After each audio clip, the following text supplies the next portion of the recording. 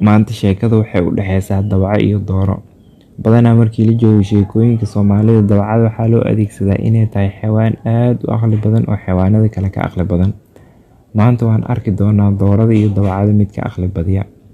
Aan idin bilaabo sheekada.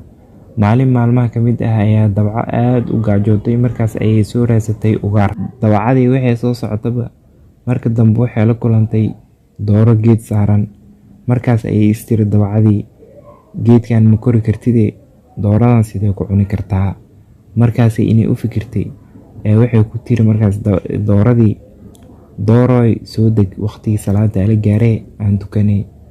Markaas ayay dooradii iyadana meelaha inay iska eegtay ee waxay ku tiri dawacoy, imaamka hurdada ka toosi, salaada hanaga baxshee.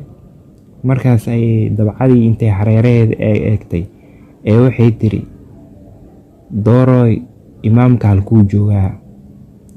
Dooradii ayaa waxay ku tiri markaas waxay dhaheen dawacoy, imaamka geedka hoostiisa ayuu jiifaa.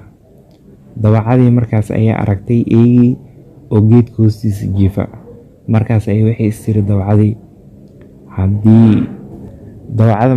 istiri haddii laga kacsho eega, hadhowti ma kuu suurtagelaysa inaa cuntay doorada. Markaas inta fikirtay ee waxay dhahday dooroy, aniga weysada ayaa iga jabtay, waa soo weysaysanaa. Kadibna way iska baxday. Dooradiina sidii ayay ku badbaaday. Dawacadiina sidii ayay qorshaheedii ku fashilmay. Sheekadan waxaa laga qaadanaya waxay tahay dooradii waxay ku badbaaday daacadnimadeeda. Dawacadiina khiyaanadeedii sidaas ayay ku khasaartay. Marka sheekadan waxaa laga qaadanaa hataa daacad tahay oo guuleysanaysaa, Allah ayaa ku garab galaayo.